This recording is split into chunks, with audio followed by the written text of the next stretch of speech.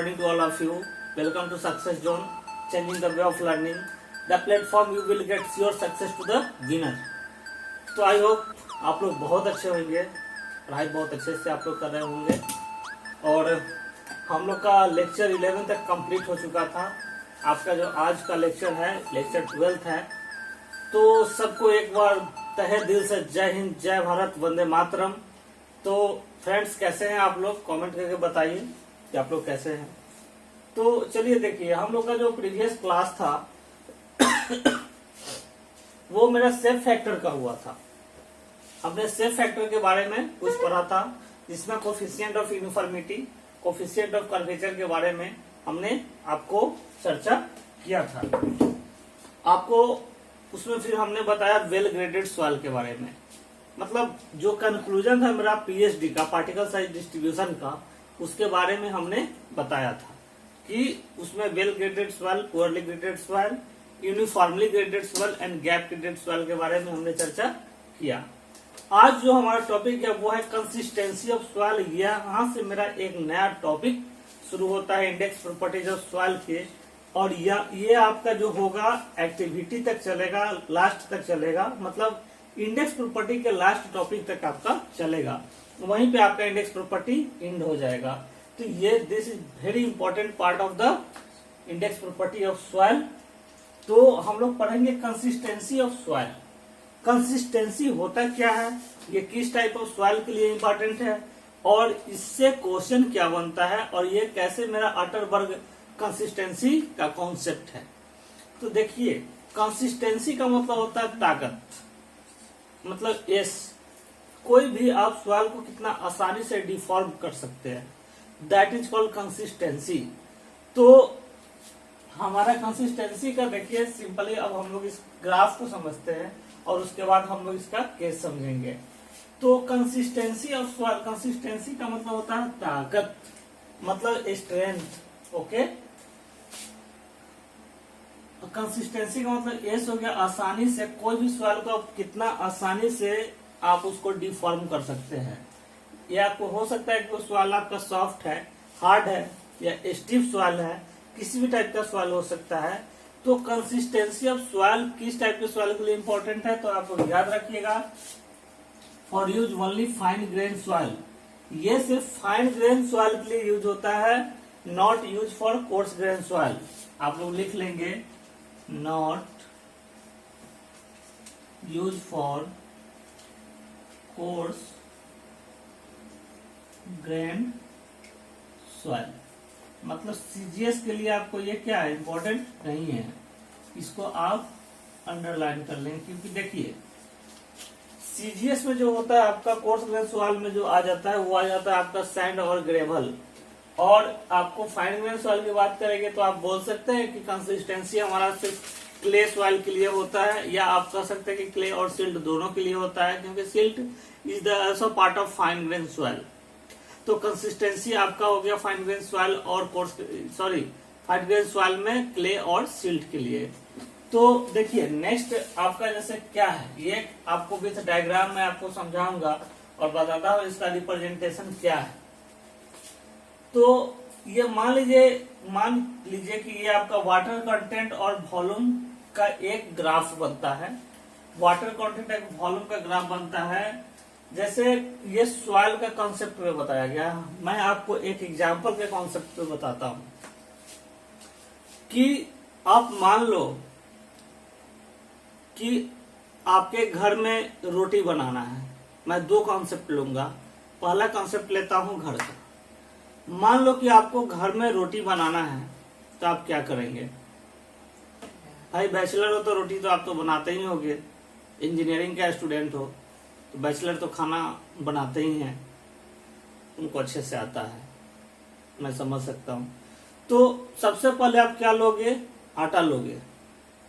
आटा जब लोगे तो उसमें आपको करना क्या, अभी जो आटा है आपके पास वो ड्राई है, ओके, उसमें अभी वाटर मिला हुआ नहीं है। डिग्री ऑफ सैचुरेशन मतलब क्या है, वहां उसका 0 है। तो उसमें जो है आपका अभी क्या करना है, अभी आप मान लो कि उसमें आपने पानी डाला, ओके, पानी डाल करके आपने क्या किया, उसको आटा को सानते हैं तभी तो रोटी बनता है। तो पानी डाला, आटा को साना आपने, पानी को डाला, तब तक आप क्या देख रहे हैं कि आपका वॉल्यूम चेंज नहीं हो रहा है। तो जब तक उसका वॉल्यूम चेंज नहीं हो रहा है, वाटर कंटेंट जब मेरा बढ़ रहा है, वॉल्यूम चेंज नहीं हो रहा है, जिस वाटर कंटेंट पे उसका वॉल्यूम चेंज होगा वो वाटर कंटेंट मेरा कहलाएगा श्रिंकेज लिमिट। पहले आप आटा के केस में समझ लो, फिर मैं गार्डन के केस में समझाता हूं, फिर मैं सवाल पे आऊंगा। तो मानिए कि जब तक उसका आपका वॉल्यूम चेंज नहीं किया, तब तक उस वाटर कंटेंट को हम कुछ नहीं बोल रहे हैं, लेकिन जिस वाटर कंटेंट पे मेरा वॉल्यूम चेंज हो गया आटा में पानी मिलाने के दौरान, तो जिस वाटर कंटेंट पे चेंज होगा उसको बोलेंगे श्रिंकेज लिमिट। और जब तक चेंज नहीं है तब तक वो सॉलिड स्टेट में है। ओके, देन आपने क्या किया, वाटर कंटेंट को और बढ़ाया। वाटर कंटेंट को और आपने बढ़ाया तो उसमें वॉल्यूम में भी क्या हो गया, चेंजिंग होगा, क्योंकि जैसे जैसे वाटर का कंटेंट उसमें बढ़ेगा उसमें वॉल्यूम में भी चेंजिंग आएगा। तो वाटर कंटेंट जब आप बढ़ा रहे तो वॉल्यूम में चेंजिंग आया, तो वो सॉलिड स्टेट से सेमी सॉलिड स्टेट के फॉर्म में चला गया। मतलब अगर आप वाटर कंटेंट क्या करते हैं, इंक्रीज करते हैं, तो वॉल्यूम भी इंक्रीज करेगा और सॉलिड स्टेट एसएस मतलब सॉलिड स्टेट के फॉर्म से अभी ये किस स्टेट में गया, ये सेमी सॉलिड स्टेट के फॉर्म में गया। सेमी सॉलिड स्टेट के फॉर्म में गया, तब आपने क्या किया, फिर से आप वाटर कंटेंट बढ़ाना शुरू किए। जब आप वाटर कंटेंट आप बढ़ाना शुरू किया आटा में, तो एक कंडीशन ये भी हुआ कि उसका भाई वॉल्यूम तो चेंज हो रहा है, तो सेमी सॉलिड स्टेट से वो प्लास्टिक स्टेट में चला गया। अभी वो प्लास्टिक स्टेट में गया है, तो आप लिखेंगे सेमी सॉलिड स्टेट से आपका प्लास्टिक स्टेट में गया। प्लास्टिक स्टेट के बाद आपने क्या किया, पानी को और मिला दिया। तो जब आप पानी को देखिए, आप एक मिनिमम रिक्वायरमेंट से ज्यादा मिलाएंगे, या जो रिक्वायरमेंट है अगर आप उससे ज्यादा मिलाते हैं तो कोई भी चीज आपका लिक्विड में चेंज हो जाता है। जैसे मानिए कि आपको आटा सानना है, आटा में रिक्वायरमेंट है आपको 1 गिलास पानी का, और आप वहां पे 10 गिलास पानी मिला रहे हैं, तो क्या होगा, वो तो एकदम पूरा घोड़ा जाएगा, लिक्विड बन जाएगा। तो आपने और वाटर कंटेंट बढ़ाया तो वॉल्यूम उससे इंक्रीज कर गया। Then plastic state change into liquid state, तो लिखेंगे प्लास्टिक स्टेट आपका जो चेंज हुआ वो लिक्विड स्टेट में क्या हो गया, चेंज कर। तो स्टूडेंट्स, अभी हमने आपको समझाया था कंसिस्टेंसी ऑफ सॉइल का डायग्राम से कॉन्सेप्ट, कि अगर आपका सॉलिड स्टेट है, यहां तक आपका कोई सॉइल सॉलिड स्टेट में है, आप जब तक पानी बढ़ा रहे हैं, जब पानी बढ़ा रहे हैं तो वॉल्यूम नहीं बढ़ रहा है। जिस वाटर कंटेंट में वॉल्यूम बढ़ जाए वो WS था सॉलिड स्टेट, फिर आपका पानी बढ़ा तो ये आपका वॉल्यूम भी बढ़ गया, तो फिर सेमी सॉलिड, प्लास्टिक और लिक्विड स्टेट। ये आपने समझ लिया बहुत अच्छे से, ठीक है। आपका ये शियर स्ट्रेस और शियर स्ट्रेन के एक ग्राफ है जो दिखाया गया है कि देखिए इसमें ये जो हुआ सॉलिड स्टेट, फिर सेमी सॉलिड स्टेट, फिर प्लास्टिक स्टेट, फिर लिक्विड स्टेट, ऐसे। तो ये कुछ कॉन्सेप्ट है कंसिस्टेंसी ऑफ सॉइल के, जहां से क्वेश्चन आते हैं कि वाटर कंटेंट क्या बढ़ाने पे मेरा वॉल्यूम में चेंजिंग होता है, तो जिस वाटर कंटेंट पे चेंज हुआ उसको क्या बोलेंगे, तो उसको जानेंगे कि W श्रिंकेज लिमिट बोलेंगे। तो ये सब आपका कुछ कॉन्सेप्ट इंपॉर्टेंट है।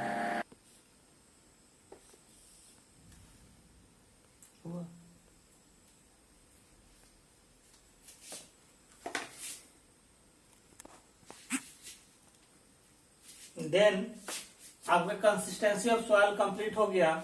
यहां से आपको अभी टॉपिक पढ़ाने हैं अटरबर्ग लिमिट, जिसमें आपको liquid limit, plastic limit, shrinkage limit मैं बताऊंगा। उससे पहले मैं कुछ प्रीवियस न्यूमेरिकल 1-2 भी कराऊंगा, उसके बाद आपको फिर मैं उस टॉपिक में लेके चलूंगा। तो देखिए आपका एक क्वेश्चन है कि आपका एक fully saturated soil sample has a volume 1.80 cc and weight 320 gram, where assume a specific gravity 2.6 then find void ratio, porosity, water content and unit weight. आपका एक क्वेश्चन बोला जा रहा है कि आपका एक saturated, fully saturated soil sample है जिसका वॉल्यूम दिया हुआ है 1.80 सीसी एंड वेट दिया हुआ है 320 ग्राम, और वहां पे आपको एस्यूम करना है स्पेसिफिक ग्रेविटी का value 2.6, then find void ratio, porosity, water content and unit weight. तो फ्रेंड्स, ये क्वेश्चन बहुत ही आसान है, इसका मैं आपको कॉन्सेप्ट करवा चुका हूं। तो देखिए, आप सबसे पहले कोई भी क्वेश्चन बनाने से पहले क्वेश्चन बनता कैसे, हम लोग को जब भी कोई प्रॉब्लम आता है, कोई क्वेश्चन आता है सामने, तो हम लोग कंफ्यूजन में आ जाते हैं कि आखिर इसका क्या होगा, सोचने लगते हैं। तो इसका स्टेप देखिए, माइंड में हमेशा रखना है कि जब भी आपको क्वेश्चन दे दिया तब आप क्या कीजिए, सबसे पहले गिवन डाटा लिखिए। गिवन डाटा में क्या क्या दिए हुए हैं, मान लीजिए कि ये आपका गिवन डाटा है जहां पे भी दे दिया हुआ है, डब्ल्यू दे दिया हुआ है, जी दिया हुआ है। देन आप फाइंड कीजिए कि according to question what is, मतलब फाइंड आपको क्या करना है। तो फाइंड आपको जो जो करना है सो लिख लीजिए। तो आप मानिए कि आपको फाइंड करना है वॉइड रेशियो, तो वॉइड रेशियो फाइंड करना है। तो आप वॉइड रेशियो के कॉन्सेप्ट में याद कीजिए कि क्या पढ़ाई हुआ था। अब वॉइड रेशियो को हम ई से डिनोट करते हैं और इसका फॉर्मूला होता है volume of void by volume of solid. तो यानी वॉइड रेशियो हमको निकालना है, तो हमको चाहिए वॉल्यूम ऑफ वॉइड और वॉल्यूम ऑफ सॉलिड चाहिए, तब हमको वॉइड रेशियो निकल जाएगा। फिर मानिए कि पोरोसिटी बोल रहा है, तो पोरोसिटी कैसे निकलेगा, तो पोरोसिटी का फॉर्मूला था कि volume of void by total volume equal porosity. तो हम एक और भी तो कॉन्सेप्ट जानते हैं कि जब ई और एन में रिलेशनशिप है कि एन बराबर ई बाई 1 बाई ई बटे 1 प्लस ई, और अगर आपको ई निकालना है तो एन बाई 1 माइनस एन, ऐसे करके आप निकालते थे। तो वैसे करके आप को रिलेट कीजिए सबसे पहले फार्मूला को। फार्मूला याद रखना आपको बहुत ही जरूरी है। तो देखिए, आपको यहां से दिए हुए है क्या, weight of water plus weight of solid 320 gram, volume of water plus volume of solid जो है, मतलब मेरा देखिए weight of water plus weight of soil, यहाँ सॉलिड नहीं है, आप सॉइल को ही सॉलिड बोलते हैं जब 3 फेज पढ़ते हैं। तो सॉलिड है, वाटर है, एयर है करते थे, तो वही सॉलिड वाली बात है। तो weight of water plus weight of soil बोलिए या सॉलिड बोलिए, कोई बात नहीं है। ये 320 ग्राम। अब volume of water plus volume of soil कितना होगा, 1.8 सीसी। देन आप यहां से निकाल लीजिए weight of water minus volume of water करके, ये आपको आ जाएगा 140। देन वॉल्यूम ऑफ सॉइल आपको अगर फाइंड करना है, ठीक है, तो वॉल्यूम ऑफ सॉइल जो फाइंड होगा वो 140 बाई जी माइनस 1 फॉर्मूला होता है। तो 140 और जी का वैल्यू क्या दे दिया है, 2.6। तो आप यहां से निकाल लीजिए, ये आपका कितना आ जाएगा, वॉल्यूम ऑफ सॉइल जो आ जाएगा वो 87.5। और वॉल्यूम ऑफ वॉइड्स निकालना है, तो वॉल्यूम ऑफ वॉइड के लिए आपको टोटल जो वॉल्यूम दिया हुआ है वो 180 दिया हुआ है। तो आप जानते हैं कि वॉल्यूम ऑफ वॉइड जो होता है, देखिए टोटल वॉल्यूम में फॉर्मूला होता है volume of void plus volume of volume of void, मतलब इसमें हो गया आपका वाटर और एयर, हाँ, और प्लस इसमें वॉल्यूम ऑफ सॉलिड। मतलब ये आपको फॉर्मूला पता है कि टोटल वॉल्यूम बराबर volume of void plus volume of solid. अब वॉल्यूम ऑफ वॉइड्स में volume of water plus volume of air होता है। तो आपको यहां से वॉल्यूम ऑफ वॉइड्स निकालना है, मतलब वीवी निकालना है। तो वीवी में क्या कर सकते हैं आप, वीवी में V minus V S, okay, मतलब क्या, वीवी बराबर V minus V S, V V बराबर वी माइनस वी एस, यहां से वीवी बराबर वी माइनस वी एस, यही कॉन्सेप्ट में यहाँ लगाया। और टोटल भी जो दिया हुआ है वो 180 सीसी दिए हुए हैं, और अब वीएस आप ऊपर फाइंड कर लिए 87.5। तो आप यहां से निकालेंगे क्या, वॉल्यूम ऑफ वॉइड्स निकालेंगे, मतलब 92.5 सीसी। तो आपको वीएस और वीवी मिल गया, मतलब वीएस मिल गया और वीवी मिल गया। तो जब वीएस और वीवी मिल गया तब वॉइड रेशियो तो निकाल लेंगे volume of voids by volume of solid से। तो देन आपको फाइंड क्या करना है, वॉइड रेशियो फाइंड करना है। तो वॉइड रेशियो बराबर क्या हो जाएगा, volume of voids by volume of solid, यानी वॉल्यूम ऑफ वॉइड्स कितना दिया हुआ है, 92.5 आया था। अब वॉल्यूम ऑफ सॉलिड क्या हो गया, वॉल्यूम ऑफ सॉलिड 87.5। तो यहाँ से 1.055 आ गया वॉइड रेशियो का वैल्यू। तो आपको हमने एक बात बताया था कि वॉइड रेशियो का जो वैल्यू होता है वो 0 से लेकर 100% के बीच में होता है, हमने कहा सही बात है। लेकिन हमने एक ये भी बात कहा था कि किसी केस में आपका वैल्यू ग्रेटर देन 1 भी होता है, वही केस ये वाली केस है जिसमें आप वॉइड रेशियो का वैल्यू 1 से ज्यादा है। तो जब आपका वॉइड रेशियो निकल गया तब आपको नेक्स्ट निकालना है पोरोसिटी। अरे आप ऐसे समझो कि जब आप वॉइड रेशियो निकाल लिए, पोरोसिटी निकालना है, तो उसके लिए मेरा क्या कोरिलेटेड करेंगे, क्या कैसे उसको कोरिलेट करेंगे। माइंड को फ्लक्चुएशन करना चाहिए, फ्लक्चुएट करो, सोचो। तो आप जानते हैं कि वॉइड रेशियो होता है वॉल्यूम वॉइड से वॉल्यूम ऑफ सॉलिड, और हमने आपको बताया है वॉइड रेशियो को ई से डिनोट करते हैं, पोरोसिटी को एन से करते हैं, और इसके बीच का एक बहुत गहरा संबंध है, बहुत ही प्यार वाला, जो एन वाला फॉर्मूला होता है E/1/E, और ई का फॉर्मूला होता है एन बाई। देन आपका यहां से एन निकल गया, एन निकालने के लिए आपने फॉर्मूला लगा दिया E/1 प्लस ई, मतलब 1.055 बाई 1 प्लस 0.55। तो यहां से आपका एन आ गया 51.33%। तो आपका जब एन निकल गया तो आपको फॉर्मूला लगाना है। अब तीसरा में आपको निकालना है वाटर कंटेंट। तो वाटर कंटेंट आप कैसे निकालेंगे, तो आप कोरिलेट कीजिए कि अरे वाटर कंटेंट निकालने के लिए सर क्या पढ़ाए थे। कोरिलेट करना बहुत जरूरी है। तो आप जानते हैं फॉर्मूला, एक सहवाग, अब सहवाग बिरुआ आ गया, बिरुआ अपना बल्ला चलाएगा। सहवाग फॉर्मूला याद है, AC बराबर WG, जहां पे S degree of saturation, E void ratio, W water content और G स्पेसिफिक डेविटी। तो अगर आपको 3 वैल्यू पता है तो आपका कोई एक वैल्यू जब डिटर्मिनेशन करना होगा तो आप इजिली उसको निकाल सकते हो। तो AC बराबर WG लगाइए। जब आप AC बराबर WG लगा रहे हैं, मतलब देखिए आपका S दिया हुआ है फुल्ली सेचुरेटेड। भैया क्वेश्चन में लिख के डाटा नहीं दे देगा कि S 50% या 100%, सीधा लिखेगा पार्शियली सेचुरेटेड मतलब 50%, या फुल्ली सेचुरेटेड मतलब 100%, या ड्राई सेचुरेटेड सिस्टम मतलब S 0%। तो अगर दे रहा है ड्राई सेचुरेटेड तो S 0 याद रखो। फुल्ली सेचुरेटेड में मतलब क्या, S 100%। पार्शियली नोट करते जाओ साइड में, पार्शियली सेचुरेटेड मतलब S 50%, 0.5। ये ऐसा कंसेप्ट क्वेश्चन में दे सकता है, नोट्स बनाने के चक्कर में मत रहना, कॉन्सेप्ट सीखो।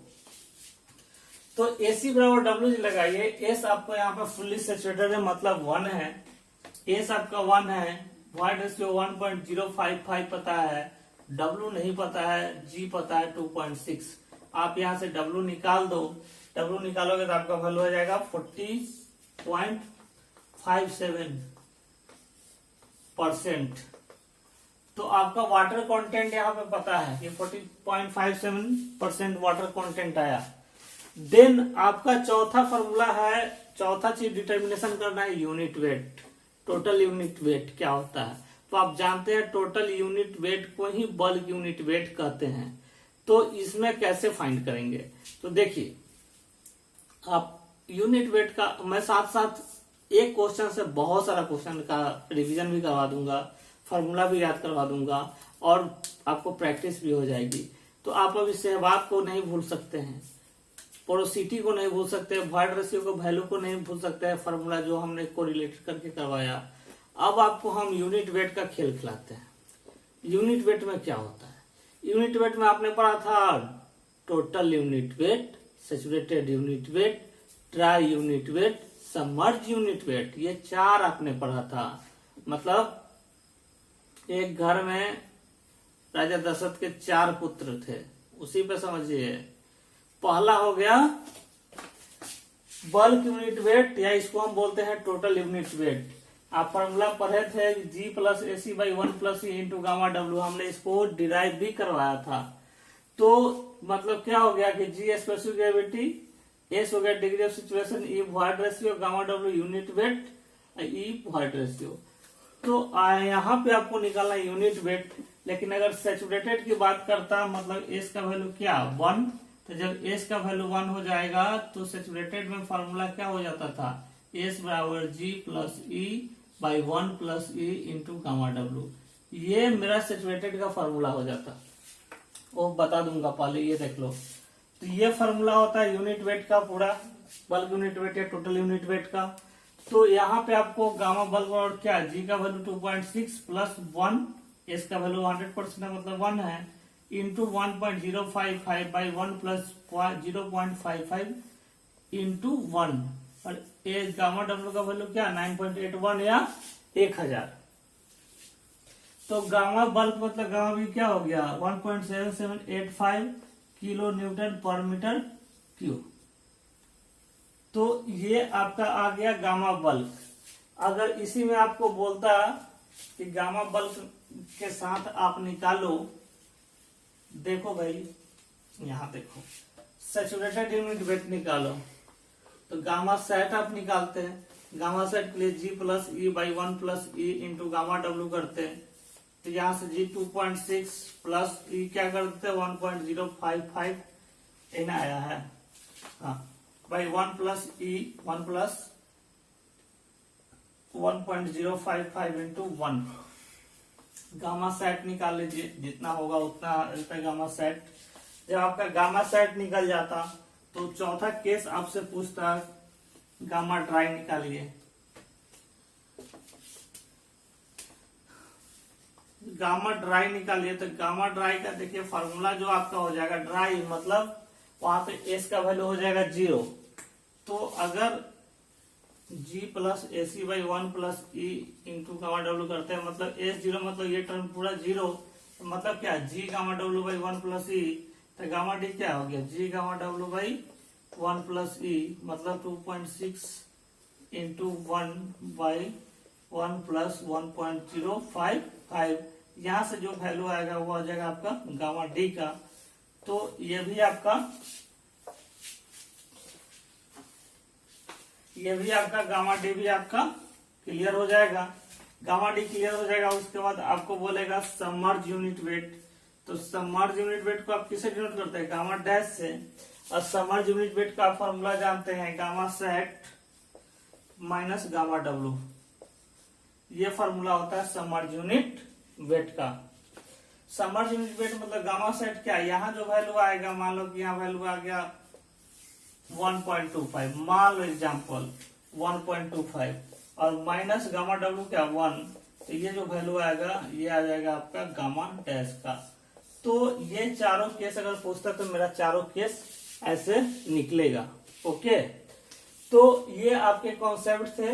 ये मैंने एक क्वेश्चन करवाया जिसपे आपको पूरा का पूरा कॉन्सेप्ट हमने बता दिया, यूनिट वेट का पूरा कॉन्सेप्ट समझा दिया, रिलेटिव डेंसिटी सॉरी, उसके बाद आपको पोरोसिटी का, वाटर कंटेंट का, वॉइड रेशियो का, सहवाग का सारा कॉन्सेप्ट बता दिया। अब अभी जो मैं नेक्स्ट क्वेश्चन करवाऊंगा वो करवाऊंगा डेंसिटी इंडेक्स का या रिलेटिव डेंसिटी का एक क्वेश्चन करवाऊंगा जो कि बहुत इंपॉर्टेंट है। तो आप लोग कंटिन्यू देखेंगे। तो स्टूडेंट्स देखिए, अभी आपका जो खत्म हुआ वो क्वेश्चन बहुत इंपॉर्टेंट था। नेक्स्ट आपको मैं रिलेटिव डेंसिटी का चलिए करा दूंगा। तो अभी तक के लिए आपका बहुत अच्छा सपोर्ट रहा, आप लोग बहुत अच्छे से पढ़ाई किए। तब तक के लिए आपको बहुत बहुत धन्यवाद। आप लोग इसी तरह सक्सेस जोन के साथ बने रहिए और फुल इफर्ट लगा करके पढ़ाई करते रहिए। रिजल्ट बहुत अच्छा